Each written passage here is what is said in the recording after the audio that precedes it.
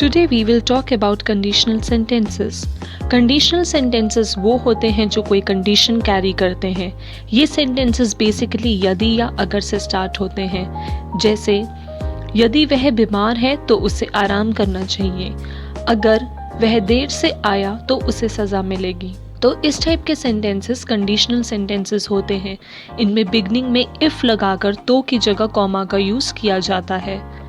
Conditional sentences basically दो clauses से बनते हैं. सपोज एग्जाम्पल में गिवन है if he is weak he should take rest. यहाँ पे हमारा मेन क्लॉज है principal clause, that is if he is weak, क्योंकि ये हमारा मेन सेंटेंस है जो कैरी फॉरवर्ड हो रहा है ही शुड टेक रेस्ट से.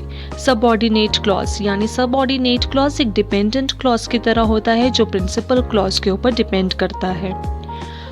अब हम बात करेंगे जनरल सेंटेंसेस की. जो सेंटेंसेस जनरल होते हैं उनकी फ्रेमिंग कैसे करते हैं. सपोज अगर हमारा सेंटेंस प्रेजेंट टेंस में है तो प्रिंसिपल क्लॉज को प्रेजेंट टेंस में ही फ्रेम करके हम सबऑर्डिनेट क्लॉज को गिवन टेंस में चेंज करेंगे.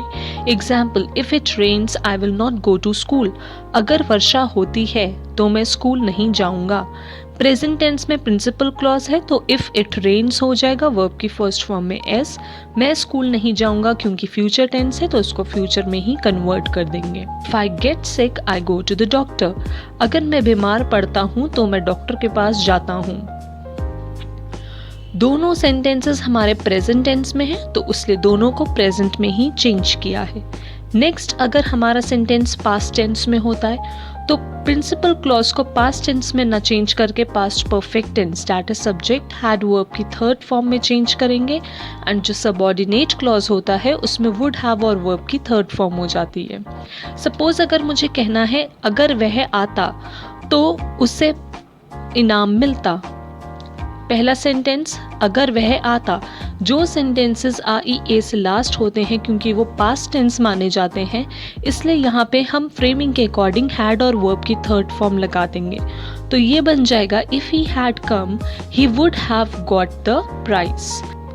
यदि रवि घर समय पर पहुँच जाता तो वह अपने पिता से मिलता. If Ravi had reached home in time comma he would have met his father. Next if will talk about future tense तो फ्यूचर टेंस में प्रिंसिपल क्लॉज को हम प्रेजेंट में चेंज कर देंगे एंड सबऑर्डिनेट क्लॉज जो कि बेसिकली हमारे फ्यूचर में ही होगा उसको उसी में कन्वर्ट करेंगे. अगर वह आएगा तो उसे भी इनाम मिलेगा. पहला सेंटेंस आएगा फ्यूचर में है लेकिन इसको कन्वर्ट करेंगे प्रेजेंट में. If he comes comma he will also get the prize. Next यदि तुम विद्यालय की खिड़कियां तोड़ोगे तो तुम मुश्किल में पड़ जाओगे. If you break the windows of the school you will get into trouble. So ये थे हमारे सेंटेंसेस जो कि नॉर्मल टेंस के अकॉर्डिंग चेंज किए गए हैं. Now if we talk about second type of sentences so they are imaginary sentences. Imaginary sentences वो होते हैं जिसमें हम अपने आप को किसी की तरह एज्यूम कर लेते हैं या इमेजिन करते हैं. सपोज यदि मैं पक्षी होता तो उड़ जाता. यहाँ पे हम एक एजम्पशन करें, इमेजिनेशन करें कि अगर मैं पक्षी होता तो मैं उड़ जाता. तो यहाँ पे प्रिंसिपल क्लॉज में वर का यूज़ करेंगे और सबऑर्डिनेट क्लॉज में वुड के साथ वर्ब की first form. That is if I were a bird I would fly away. यदि वह राजा होता या यदि मैं राजा होता तो गरीबी को जड़ से ख़त्म कर देता. If I were a king I would eradicate poverty from everywhere. Last rule होता है एक्शन बेस्ड सेंटेंसेस. वो सेंटेंसेस जिसमें कोई काम हो रहा हो या किसी चीज़ के बिलोंगिंग की तरह होने का सेंस आए. जैसे अगर मेरे पास पावर्स होती तो मैं इलिटरेसी को ख़त्म कर देता. So if I had powers like PM, I would have eradicate illiteracy from here. अब दूसरा एग्जाम्पल देखते हैं. If Mohan had worked hard, अगर मोहन ने मेहनत करी होती he would have passed, तो वो पास हुआ होता. यहाँ पे would have passed. वर्ब की थर्ड फॉर्म और वुड हैव के साथ कंटिन्यू करेंगे। और फर्स्ट क्लॉज जो कि हमारा प्रिंसिपल है उसमें हैड और वर्ब की थर्ड फॉर्म का यूज़ करेंगे।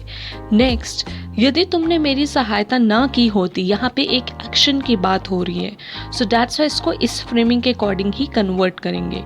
यदि तुमने मेरी सहायता नहीं करी होती तो मैं फेल हो जाता। If you had not helped me I would have been failed.